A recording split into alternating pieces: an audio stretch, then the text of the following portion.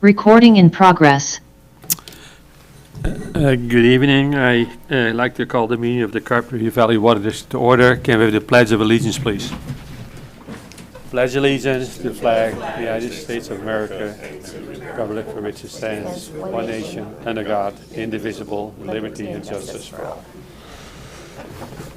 Lisa, can we have the roll call, please? Director O'Connor? Here. God, that's loud. Director Holcomb? Here. Director Balch? Here. Director Roberts? Here. And Director Van Wingerden? Yes. 5 present. Item number 3, the agenda confirmation. Kelly? Yes, President Van Wingerden, I did have one item. I'd like to propose that we go into closed session at 6:30. So I'd request that we do a time check after item 6B. And if it's close to 6:30, the directors would have to take a vote to change the order of the agenda to go into closed session after item 6B.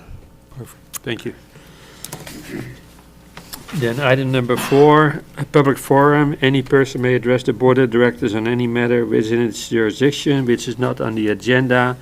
We have one speaker for item number 6A. Otherwise, anything else, Lisa?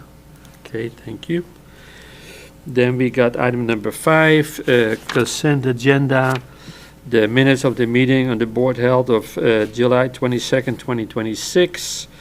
If there's no questions, can we have a motion, please? Polly makes a motion to approve the consent agenda. Second. We got a motion and a second. Any more discussion? And a roll call, please. Director O'Connor? Aye. Director Holcomb? Yes. Director Balch? Aye. Director Roberts? Aye. Director Van Wingerden? Yes. Motion passes 5-0. Then we got item number 6A, authorized mailing of Proposition 218 notice regarding placement of capital charges on the water bill and schedule a public hearing for October 28, 2026 for action. Kelly? Yes, thank you, directors. And for those of you that have the PowerPoint handout, the slides were out of order when this was printed. So this item actually begins on, if you skip to the last several pages, for authorizing the notice and scheduling the public hearing for placement of annual capital charges on the water bill. Just some background. So in 2026, a water rate study was prepared by our consultant, Raf Tellis, to evaluate cost of service and inform water rates. And they built a pretty complex financial and water rate model. In April of 2026, our Prop 218 notices were mailed regarding the public hearing scheduled for June 10th on our proposed water rates for fiscal years 2027, 2028, and 29. And that public hearing was held June 10th, where the board adopted the water rates for those 3 fiscal years. It included the capital charge, which was proposed to be put on the property tax roll, along with all of the other water rates that show up on our water billing. A separate public hearing was held on July 22nd, in accordance with the Health and Safety Code, for placement of the capital charge on the property tax roll. At that meeting, it was a 3-2 vote, and we had announced it as approved, which was an error. Shortly after, unfortunately, we realized that it had not passed the 2/3 voting requirement. We caught it early enough that the information had not been sent to the county. So we had not done anything really to continue with implementation. So at this point, we are moving forward. We've passed the deadline for the tax roll, and now we'll be moving forward with putting the charges on the water bill. In order to do that, the original notice informed customers that the capital charge would be on the property tax roll. At the time, it didn't clarify that if it wasn't on the property tax roll, it would revert back to the water bill. I think that's understood legally, but it is confusing. So I think from a public relations perspective and communication, additional noticing is warranted. And so I'm recommending we send an additional notice and hold another public hearing, really just to get, clarify and reduce any confusion that might come from putting the charge on the water bill. Again, the goal is for transparency and also allow opportunity for public comment. And so the proposed notice is actually in the packet for the meeting this evening. There's no change to the annual amount of the adopted charge. However, it does shift it to a monthly charge. I'm proposing to collect it starting January 1st, so it would be a monthly charge from January through June for fiscal year 2027. It will show a new separate line item charge on the water bill, in addition to the other CAP O&M charges that we recently implemented and just went out in bills last week. So, this would be a new separate item in addition to that other CAP charge. Just a summary of what the adopted annual CAP capital charges are. Most of our single-family residential customers have a 3/4-inch meter. So the annual charge for fiscal year 2027 was $53.91, and then it increases to $103.86 in FY28. In FY29, it's $110.80, and then in FY30, which is when we expect to be completed with the project, we begin our principal payments on the loan. This is all to pay for the $50 million loan obligation. We have a low-interest, 1.7% 30-year loan for $50 million that this is intended to repay. So at that point, we expect it would level out to the annual payments. Most of our agricultural customers have a 2-inch meter.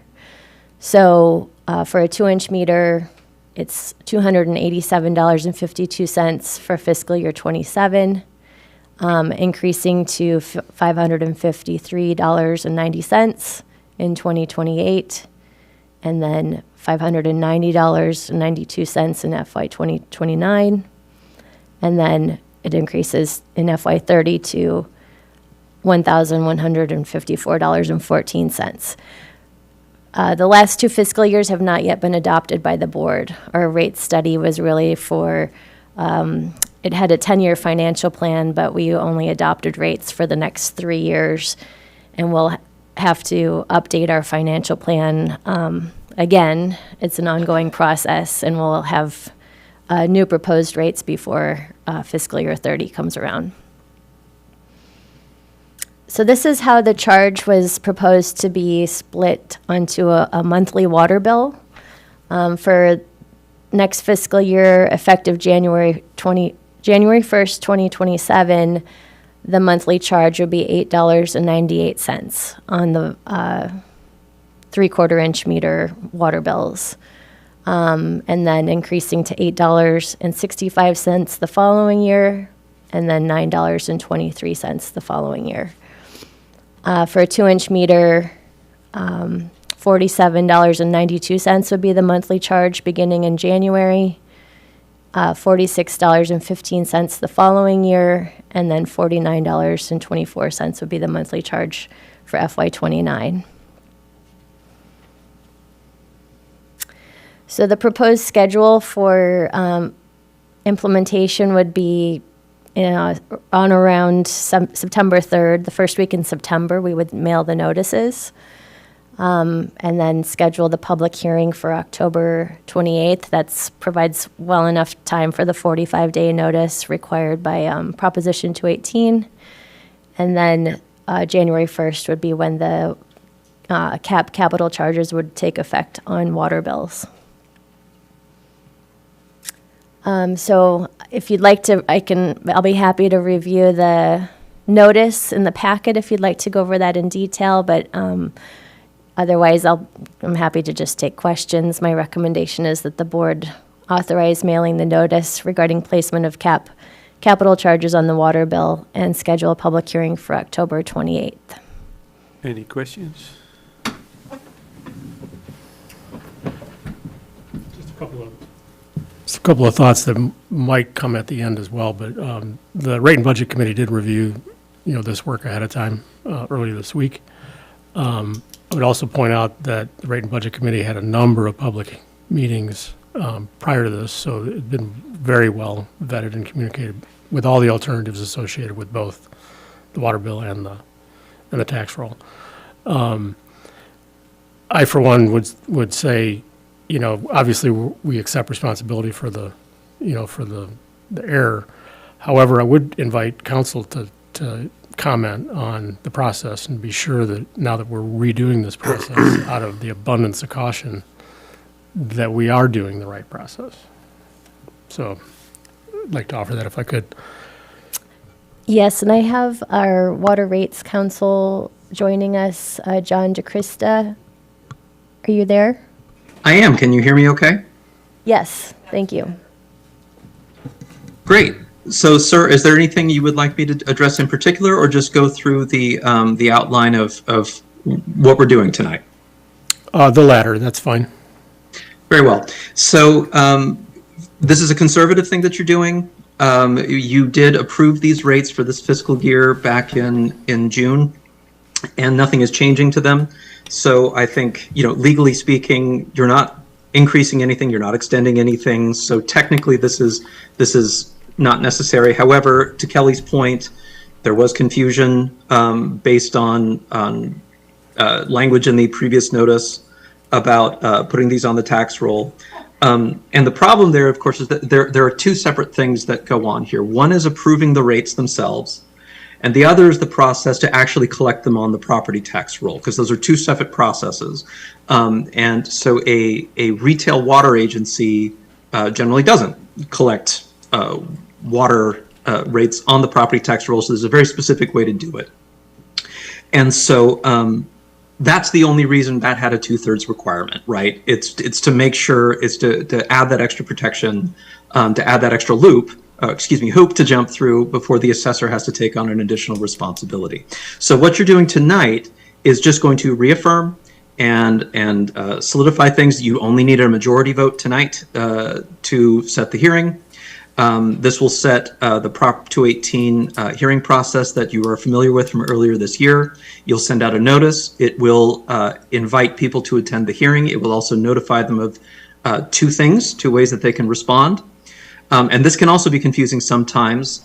So there are protest votes and objections. And the way the protest votes work, that's under Prop 218. And that says, regardless of whether these fees are legally sound, I don't want them to go into effect. I'm voting against them, the same way you would vote against an initiative for a tax or something like that. But so that's the protest vote. Second thing that's in the notice is an objection, which says flips the coin there and says, even if this survives a protest hearing, I think this is illegal for reasons X, Y, or Z. And that's what we lawyers would call an exhaustion requirement. We're basically saying, tell us what you think is wrong before we move forward with these, with adopting these rates, so we can avoid litigation over something that we could fix before the problem even started. So those are the two things the notice is going to say. And so, but given what happened in July, I want to be very clear, these are majority votes for you. The protest is a majority vote. And so if I've overlooked a detail that you'd like me to address, I'm happy to do that. But that's the basics of what's happening tonight. All right, thank you. Anything else, Patrick? Casey? I just wanted to make a comment. We couldn't have known, I would never have known that 3-2 was not the majority. I assumed that as well.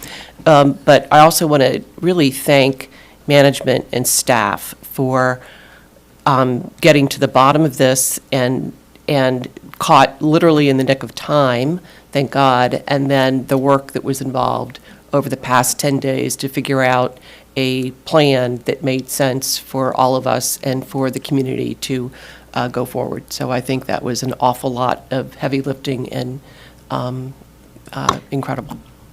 Well, thank you. Well, it's a team effort, but I also want to acknowledge the public comment because that was really, it came out of a question from a member of the public. So we do have a very engaged community here asking good questions, and I'm very grateful for that. Excellent. Thank you. If there's we have one public speaker, Gary Blair. If you could come to the and identify yourself, please. Yes, my name is Gary Blair. I'm a Carpinteria property owner and a district customer. Good evening, Mr. President, board members. I want to express my support for General Manager Dyer's recommendations to collect the capital charges through the district's existing water billing system and to provide customers with a new Prop 218 notice and hearing. I would also remind the board that this is the approach that's consistent with the methodology that was originally developed by the district's rate consultant. The Raftellus study specifically stated this proposed charge would create a new cap charge for all customers served by the district. The study further provides that the charge is to be allocated according to the size of each customer's metered connection, not according to whether the customer owns or rents the property. That is the appropriate approach because all customers benefit from CAP as a system-wide project intended to provide a more reliable local water supply, including during prolonged drought conditions. CAP is a water supply project benefiting all of the district's water customers in accordance with the methodology that was developed by the district's own consultant. The general manager's present recommendation accomplishes that. It keeps the capital charge on the water bill. It applies the charge to all customer classes based upon meter size, and it provides customers with a new Prop 218 notice and hearing before the new charge takes effect. I therefore encourage the board to approve the general manager's recommendations. Thank you. Thank you. Any more questions from any board members? Can we have a motion, please? Holly makes a motion to authorize mailing of notice regarding placement of capital charges on the water bill and schedule a public hearing for October 28th, 2026. Second. We got a motion and a second. Any more discussion? And then roll call, please, Lisa. Director O'Connor? Aye. Director Holcomb? Yes. Director Balch? Aye. Director Roberts? Aye. Director Van Wingerden? Yes. Motion passes 5-0. Then we got item number 6B, update on CAP project for information. Kelly, and also presented by Chris. Thank you, directors. I'm going to ask Chris Meljean, who's our construction program manager, who has a presentation here tonight. So take it away, Chris. Okay. Good evening, everyone. This is just a general update on status of the projects. We've been in construction now for roughly 2 months. So I have some information to share, some pictures to share, general status update, a lot of the normal stuff that we've been talking about for last, several meetings. So with that, we have a general status update, a quick update on funding and financing, quick permitting update, and then just some general outreach update. I just wanted to comment too that Chris has been just phenomenal. There's been so many, day-to-day activities with the construction and just new things that come up as you can imagine during a project. And he's really handled everything very well. So I'm very pleased with Chris's work. Thank you, Kelly. Okay, some general status update on the AWPF site. The work completed to date, we have finished demolition of the existing structures, largely are the old wastewater treatment plant from the 1960s that occupied the empty space that AWPF will occupy. There's been some challenges there, which I'll get into here. We've also installed our Edison line across Linden that will eventually serve our future well site, or both well sites, and then also the the St. Joe's Catholic Church. It was important to get that work done at the beginning of the project because we need to remove a power pole that's at the St. Joe's Catholic Church site in order to drill our wells, because our sound walls would otherwise conflict with the utility line that's coming across the street. The challenges that we've encountered thus far, well, I suppose, maybe perhaps not unsurprisingly, there were a lot more utilities at the existing wastewater treatment plant than we were led to believe. Hearing just directly from operators there on what was expected to still be in place, and to their surprise even, there was a lot more than we expected to see. So I'll show some pictures of what we encountered, and currently we're proceeding with our deep soil mixing. So this is our soil improvement under our AWPF building. So why don't we continue on? This is an overview picture of the site. So the big dirt area that you see here on sort of the central part of the photo is where AWPF is going. So this was during the demolition period where they're uncovering and looking for existing structures and removing those structures. It was important to remove those structures because of the deep soil mixing activity. And I'll show you what that looks like, and that'll probably clarify the reason why all of the existing structures within that footprint needed to be removed. And then on the northern part there, sort of the dirt where you see the excavator that's semi-orange, is where our equalization tank is going. And again, needing to remove structures there because we have a buried tank going in that location. So next photo. So trying to do the best I can to show some photos of the existing structures. Again, we were sort of led to believe that there was only one clarifier remaining. We knew that. We had told the contractor as such. But when we came to dig everything up, there was quite a bit more than we expected. And so these are just some examples of concrete structures that we found through the excavation of the site. So between the structures, there's some piping that we found, buried concrete for electrical conduits, all of which, again, weren't identified for the contractor to include in their bid. Next slide, please. So this picture here is a recent picture of what will be our deep soil mixing activity. So the piece of equipment you see there, and there's another picture where they'll show quite a bit better shot of it next, it's effectively a deep chainsaw. So this goes, it inserts the entire saw into the dirt, and then the chainsaw action mixes up the dirt while they inject a cement slurry mix to create a stabilized structure of existing concrete and soil. And so they do this in a grid pattern through the entire AWPF area. There's approximately 10 feet in between each of these passes, and that pass will extend the length and width of the building. And then I've got a quick video. Let's see if this will work. So here you can see the entire saw blade has now been inserted, and they're mixing that up while adding cement to it again to create a stabilized foundation. This will now be the third different type of soil stabilization the plant has had. When the plant that was built in the 90s was constructed, they did so with driven piles.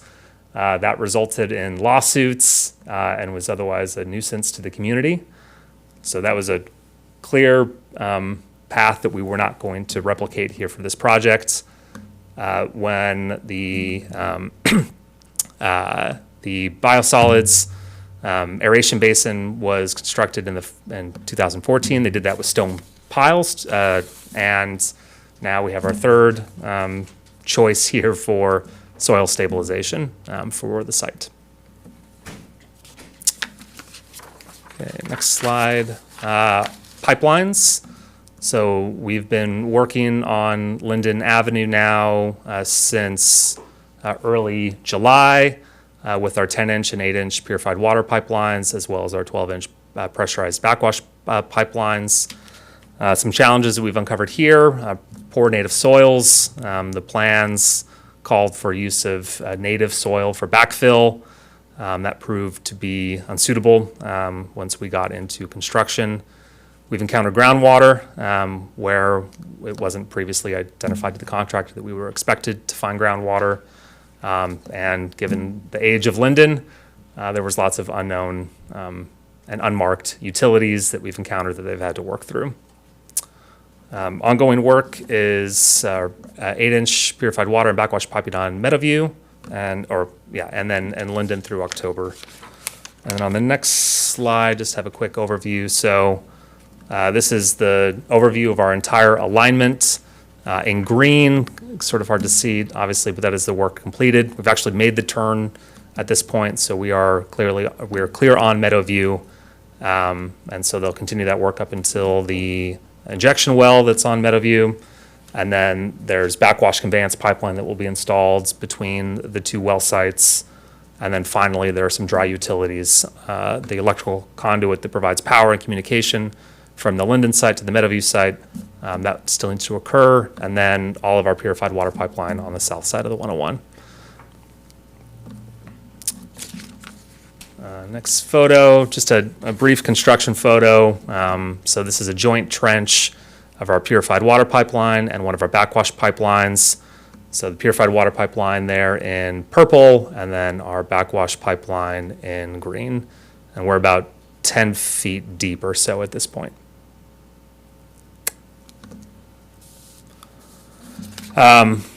Wanted to just briefly chat, since we've encountered quite a bit of unknown infrastructure. Just wanted to remind the board that we do have approved and budgeted contingencies for both Walsh and Sam Hill and Sons to the tune of $2.7 million for Walsh and $360,000 for Sam Hill and Sons. And we are actively working on our management process for changes in risks. The way that we approach it is, if something comes up for the pipeline, generally we don't necessarily know until they've begun their excavation in that area. But when we find and identify an issue, we'll mark it and record it on our software that we're using to manage the project, just as identified as a risk. We will assign a value to that risk item, and then a probability of its occurrence, to create sort of a weighted risk register that we can use, that we talk with Kelly and the rest of the project management team about what our current exposure looks like for the two projects. Some of those end up getting mitigated and go away, and some end up coming to fruition. But that's how we're sort of managing the process at the moment. Because of the work that we've encountered on the conveyance pipeline, it does look like we may end up exceeding our approved contingency amount. So at some point, we may end up coming back to the board to request additional funds. For Walsh, at this point, we have gotten past what generally is considered the greatest risk, which is our underground infrastructure. So we're now beyond that. So anything that may change going forward largely is related to design potential issues. And that then becomes at least an opportunity for a shared management with the design engineer. So, and did even come close, obviously, or not obviously, but we didn't come close to the contingency allowable for Walsh, but just hopefully noting that we're going to come well underneath that for our project. Maybe I'll pause here if there are any questions on this topic before we kind of move on. Yeah, a couple of thoughts. You spoke quite a bit about the utilities, underground utilities that you didn't know. Have we had any interruption of service either to the public or to the sanitary district in the course of? No. So thankfully, at the AWPF site, all of our underground utilities that we've encountered were related to the 1960 plant, none of which were active. So that didn't result in any interruptions to service or the existing sanitary district facilities. For the pipeline, also no. We have we've broken some sewer laterals that do result in temporary interruption of service. But I think for those that we've broken, we've repaired within an hour or two and resumed service for those, which were largely just the church. I think we had one residential lateral that we broke. Very good, thanks. The other thought, I think the risk register is a great idea, and I understand the methodology that you're using. What we don't see here is is a discussion about safety. And I think for the board's benefit of the board and the benefit of the public, I think we should have in these reports some indication of, a safety metric that indicates, not only are we aware, but we're managing it. Yeah, I can say in our weekly meetings that we hold with both contractors, safety is the first thing that we talk about. The contractor provides their safety briefing for the week, so they go over it in full, what the safety briefing would have been for their staff. We hear that as well.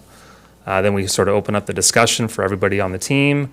If there's anybody who's observed anything that may have been unsafe, we raise it and discuss it amongst the group. So we can certainly conclude some sort of safety notice here in our weekly monthly or bi-monthly discussions here, but it is a topic of discussion that we hold. Yeah, trust you seriously. with some highlights would be Yeah. good. Thanks. So I know at the time, we thought the contingencies were a little bit low, and where I come from, normally it's about 15. And, with Sam Hill and Sons, you have 10 there. It's not 15, but it's still 10. So you'll be coming back to us, you said, to the board for, it's kind of early in the, It's still obviously early, and perhaps not. I don't want to say with certainty we will.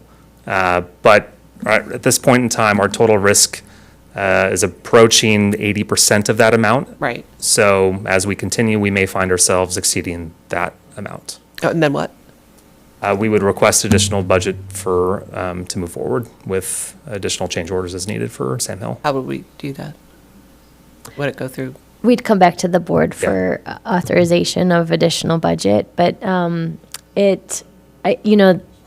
another aspect of this is that, so the things that have come up, the contingencies were budgeted for the whole length of the pipeline. So with respect to the native soil material and having to bring in base instead, we did do the estimate based on the whole length of the pipeline. So I don't know that we don't know if we'll end up going over the contingency, but we have flagged it as, okay, that took up a Something big to- chunk. Right. So we'd have to come back to the board for additional authorization of funds.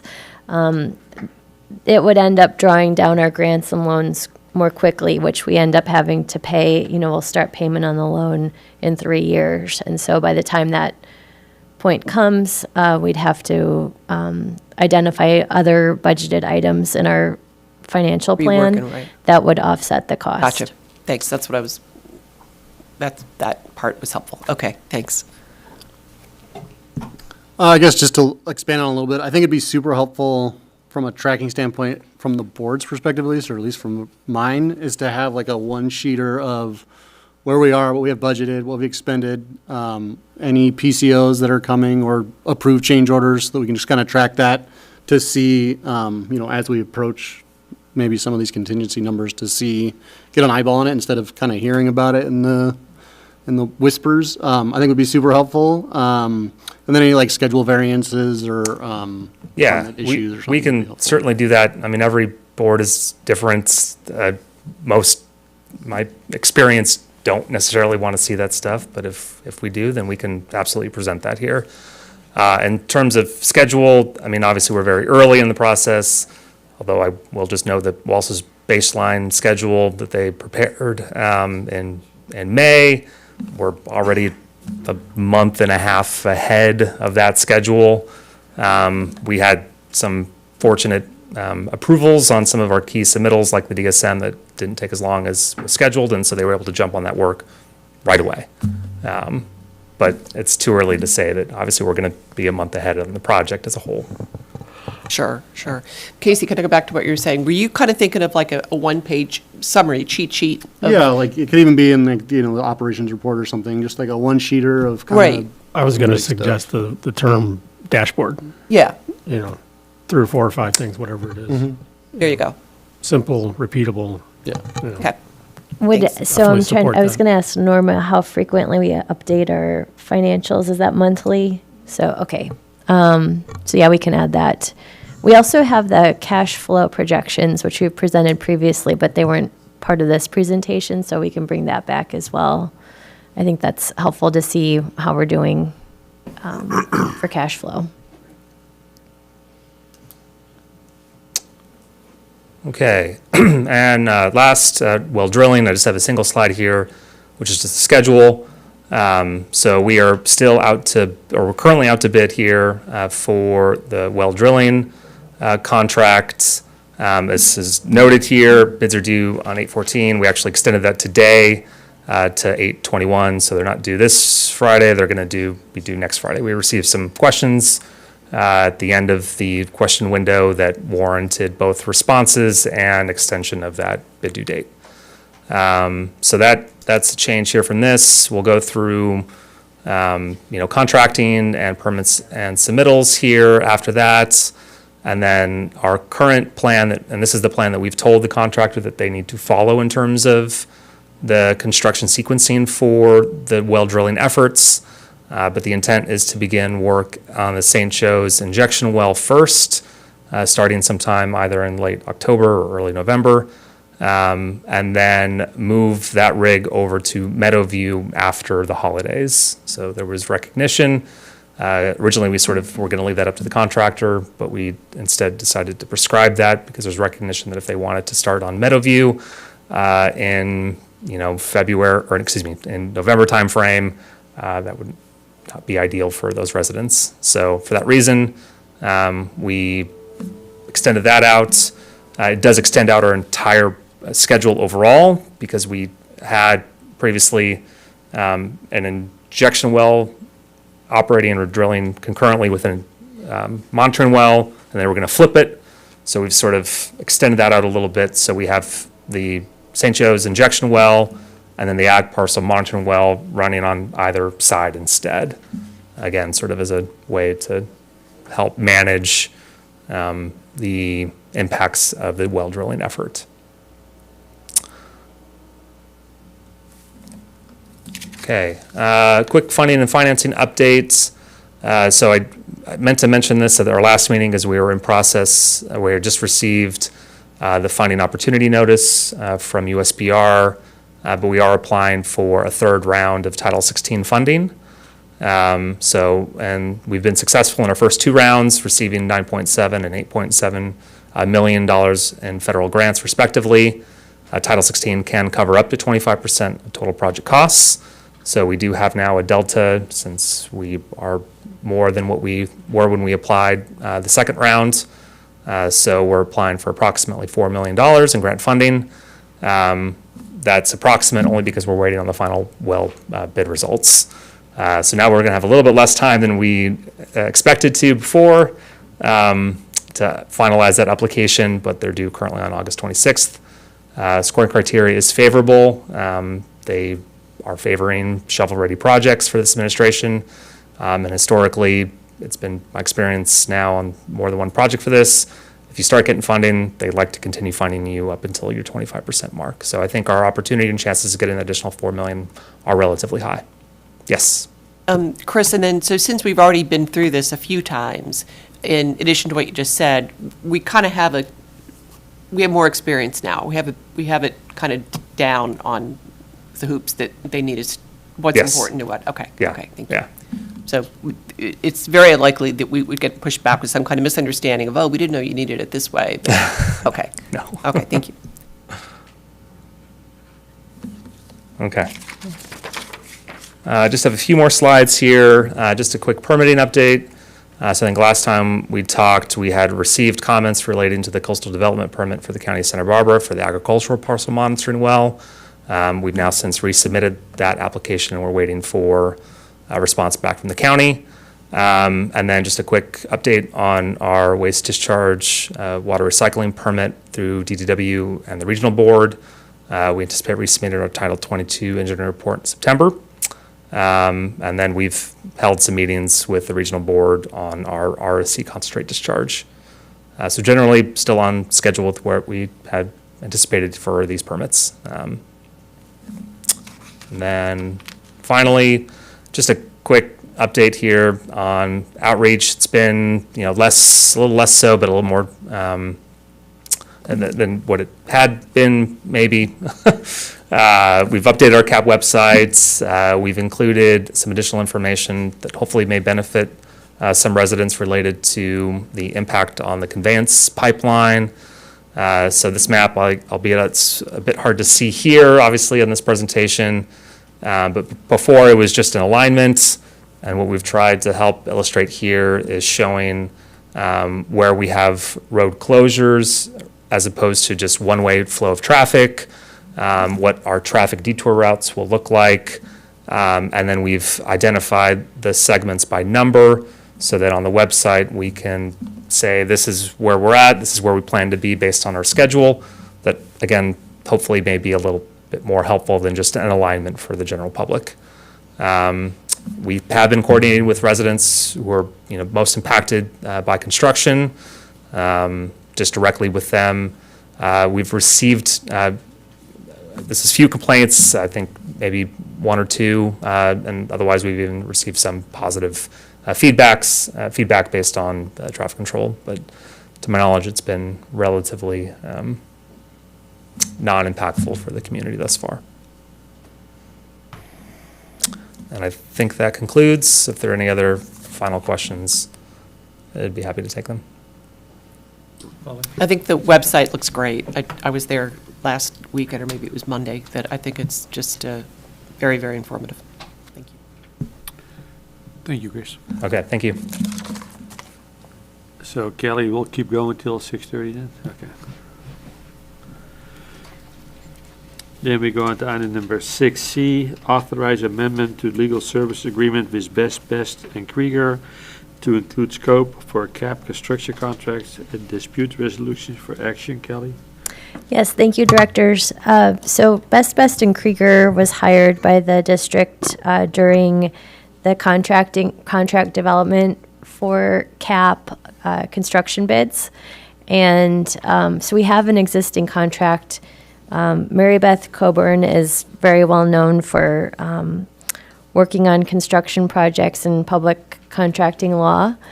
And so I wanted to amend the contract with Best and Krieger to include services during construction. We do have things that come up related to change orders or contract interpretation,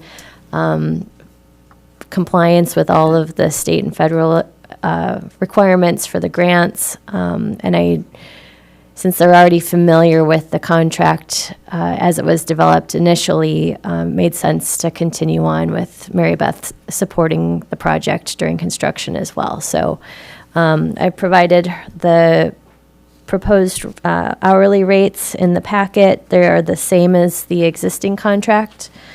And as their bios are provided as well.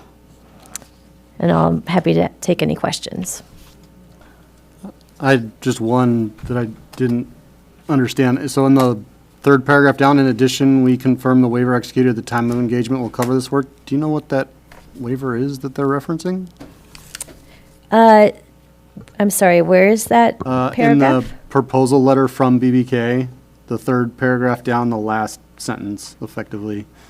In addition, we confirm the waiver executed at time of the engagement will cover this work? Oh, that waiver was related to conflict of interest because they do support, I believe it's ID1, another water district. And so we had them sign a conflict of interest waiver related to that.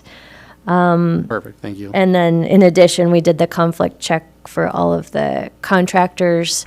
Walsh and Sam Hill and Sons, we've already hired under contract, but the other 4 firms listed here are the well drilling firms that came up to the mandatory pre-bid meeting. And so we haven't received bids yet, but we had them just check all 4 of them. Thank you. And then I just want to make a note that we're going to pay for this through the CAP reserves, since it was not budgeted, this particular line item. Correct. Okay. Correct. Yes, we are. It So should've- our CAP financial tracking is, we set up a brand new fund somewhat recently, I believe. It was just prior to me joining the district. And so we continue to work on establishing the tracking protocols for that fund, and we'll have a legal services line item and have all of any open contracts that we have encumbered, we'll be tracking those and how much is spent. But at this point, it was not part of the adopted budget for the next 3 years, so we will be monitoring the expenses on this and whether, how it's affecting the reserve balance. Any more questions? Can we have a motion, please? Polly makes a motion to authorize the amendment to legal services agreement with Best and Krieger to include scope of CAP construction contracts and dispute resolution. Second. We got a motion and a second. Any more discussion? Roll call, please, Lisa. Director O'Connor? Aye. Director Holcomb? Yes. Director Balch? Aye. Director Roberts? Aye. Director Van Winkeren? Yes. Motion passes 5-0. Then we got 6D, authorize employment agreement for operations and maintenance manager with Lance Edmondson for action. Kelly? Yes, I'm very pleased to request the board's approval for the operation and maintenance manager with Lance Edmondson. He's been with the district for 17 years. He's earned the respect of all of his coworkers and has been through some of the very difficult challenges the district has faced over the last 17 years. He's very knowledgeable on the water system. He's currently our lead water treatment operator and had worked closely with our prior O&M manager, Greg Stanford, when he was in that role. So he's very well suited for the position, and I would like to request the board's approval of the employment agreement, which is included in the packet. Any questions?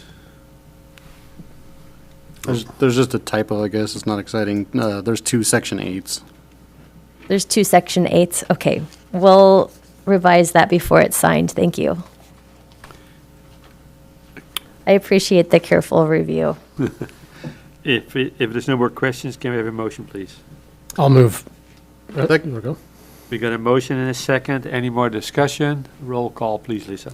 Director O'Connor? Aye. Director Holcomb? Yes. Director Balch? Aye. Director Roberts? Aye. Director Van Winkeren? Yes. Motion passes 5-0. Then we got item number 6E, authorized classification and associate salary range for public outreach and water conservation program coordinator, Kelly. Yes, directors. So the Public Outreach and Water Conservation Program Coordinator, it is currently vacant. We wanted to just make some minor changes, really just updating the title to include the water conservation aspect, which is part of the job duties. So it will highlight that in the title of the position. There's really no change to the scope of the duties and responsibilities of the position, but we did reorganize them so they're sort of grouped according to outreach or conservation and easier to follow just for readability. And then the range is updated to reflect what we see as the market condition for this position. So it has gone through union review prior to coming to the board, and they approved the position as described along with the classification and range. So I'm requesting that the board authorize the classification and salary range for the Public Outreach and Water Conservation Program Coordinator. Any questions? Can we have a motion, please? Polly authorizes the classification and associated salary range for public outreach and water conservation program coordinator. Second. We got a motion and a second. Any more questions or discussion? Then the roll call, please, Lisa. Director O'Connor? Aye. Director Holcomb? Yes. Director Balch? Aye. Director Roberts? Aye. Director Van Winkeren? Yes. Motion passes 5-0. Then we got item number 6F, authorized classification and associated salary range for GIS program manager 123 for action. Kelly. Thank you. Yes, this is similar to what we did with the analyst position maybe a couple of months ago. It has, I'd like to propose a level 1, 2, and 3, which allows for advancement of staff as they gain skills and take on more and more complex projects. And so this position is currently filled, and it has become, we have a very robust GIS system, I think, something to be very proud of. And we're going to be taking on some additional projects related to asset management in our GIS system. So I really think having a opportunity for advancement in this position is helpful in retention of staff.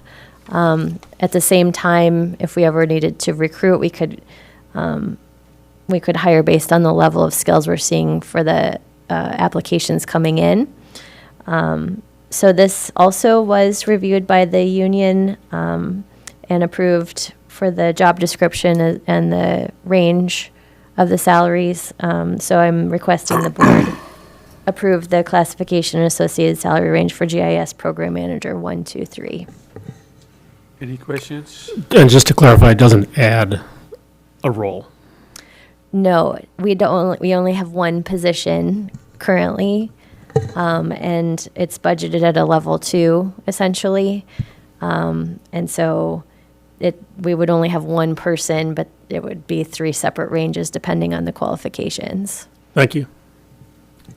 I had one question on the experience area. So I was just trying to understand like how the vertical movement would occur. So, effectively the job duties are the same throughout all 3 series of this, but the preferred but not required on the experience was an interesting choice, I guess. I guess I'm curious as to how you see it progressing up without, what would be the measurable objective for an employee to meet to progress like from a 1 to a 2 and a 2 to a 3 and I think it depends on the projects that they've already taken on and established and shown that they have the experience, and the level of complexity of those projects might be more advanced than others. Thanks. Any other questions? Then can we have a motion, please? Holly authorizes the classification and associated salary range for GIS Program Manager 1, 2, and 3. Second. We got a motion and a second. Any more discussion? Roll call, please, Lisa. Director O'Connor? Aye. Director Holcomb? Yes. Director Balch? Aye. Director Roberts? Aye. Director Van Wigerden? Yes. Motion passes 5-0. Then we go on to item number 6G, authorize resolution number 1185, establishing a new checking account for rate stabilization fund for action. Kelly? Yes, directors, I'm going to ask Norma to cover this item. Thank you. Yes, as you recall, back in April, the board updated its reserves policy to establish a rate stabilization fund, and currently the cap of variable costs, which we don't expect to have O&M until fiscal year 29, that revenue from source will go into the rate stabilization fund, so we want to be able to account for it and track it separately, so that's why we're requesting to establish this fund. Any questions? Then can we have a motion, please? Motion to approve. Second. We got a motion and a second. Any more discussion? No, roll call, please. Director O'Connor? Aye. Director Holcomb? Yes. Director Balch? Aye. Director Roberts? Aye. Director Van Wigerden? Yes. Motion passes 5-0. Okay, we still got 5 minutes, So we'll move on to item 7A, the director reports, rate and budget committee meeting held August 11, 2026. That's Patrick and Matt. Who's going to take it? Well, we did cover one of the items at the rate and budget, which was placing the cap charges on the water bill and reissuing notices under the provisions of Proposition 218. And then the other thing is we did look at an administrative policy in regards to accommodating claims for people who are impacted by the noise from the cap project.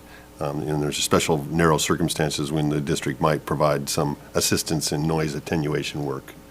And again, that was at the administrative policy level, so Okay. that's what we did. Thank you. Then we got item number 7B, CCWA regular meeting, July 23rd, 2026. Casey? So we received updates on the water supply, transfers, operations, and state water project costs. They completed the repair of their leaking 60-inch treated water pipeline at Colonial Pass.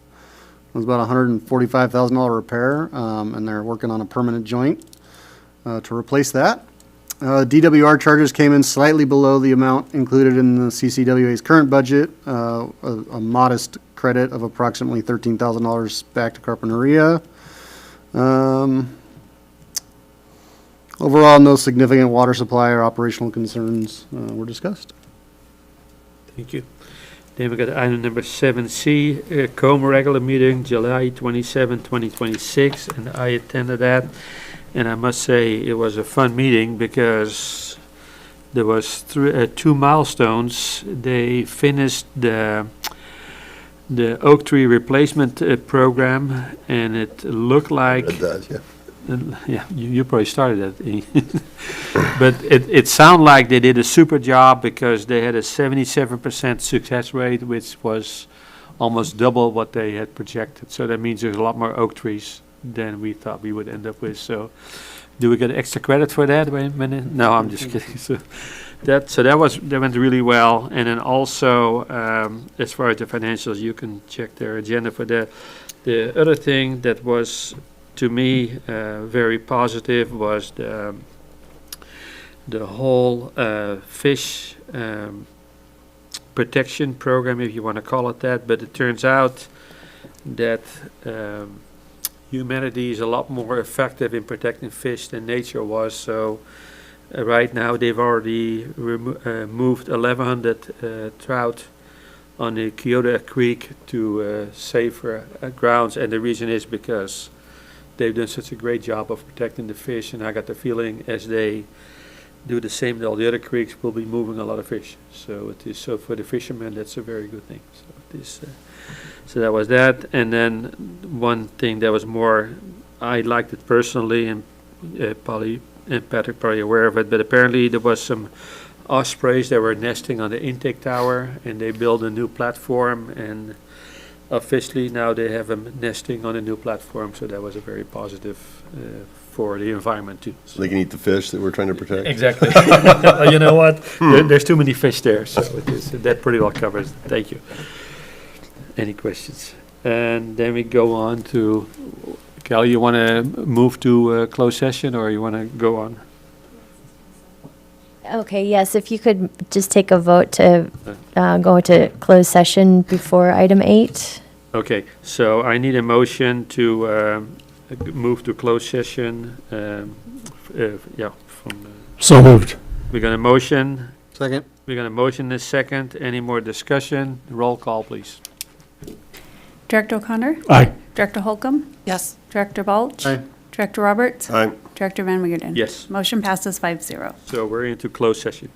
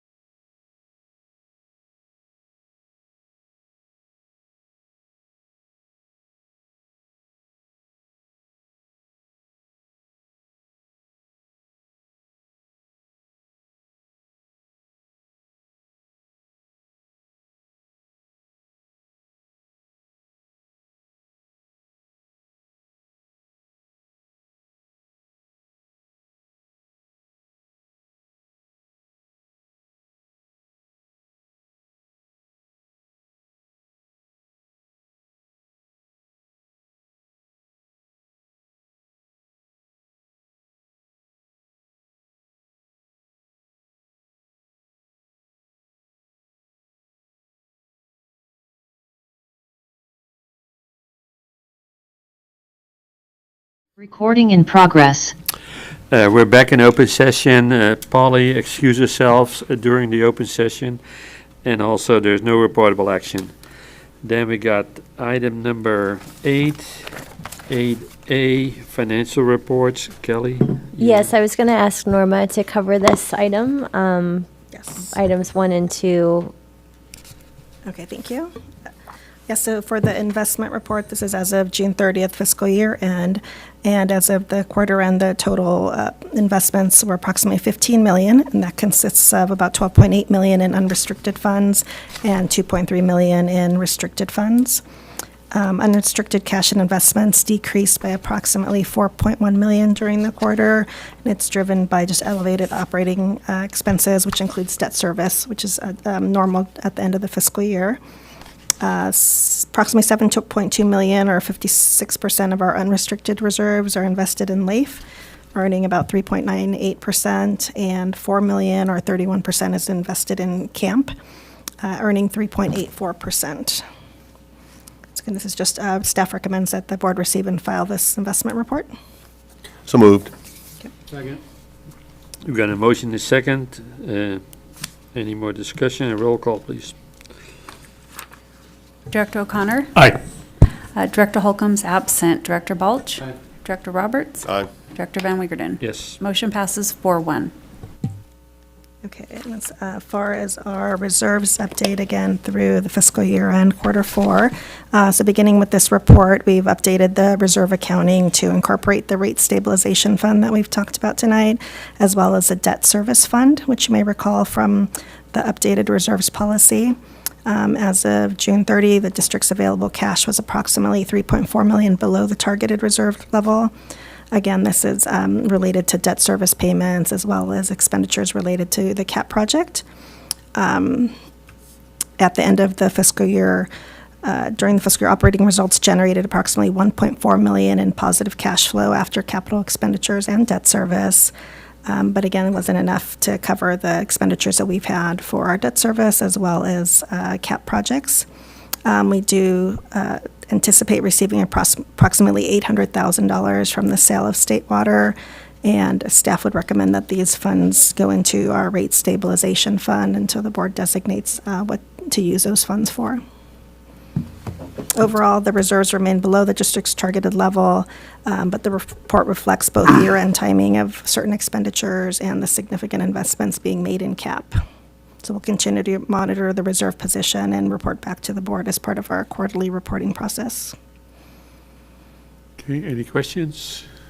Can we?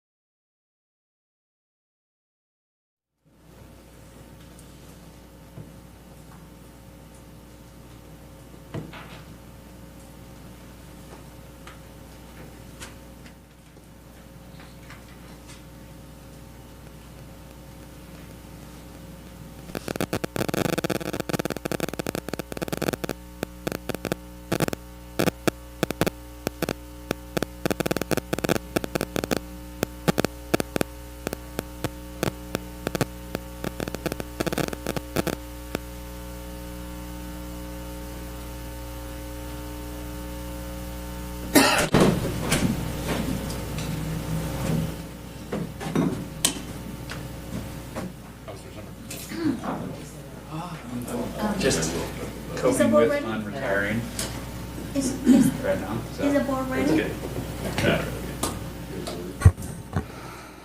Hi, Ellie. We are ready for the countdown.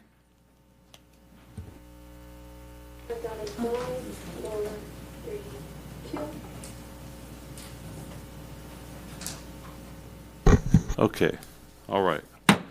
Good evening. I'd like to call this meeting to order. It is August 11th, 2026, our regular session. Would everyone please stand and join us for the flag salute? Salute, pledge. I pledge allegiance to the flag of the United States of America and to the republic for which it stands, one nation, under God, indivisible, with liberty and justice for all.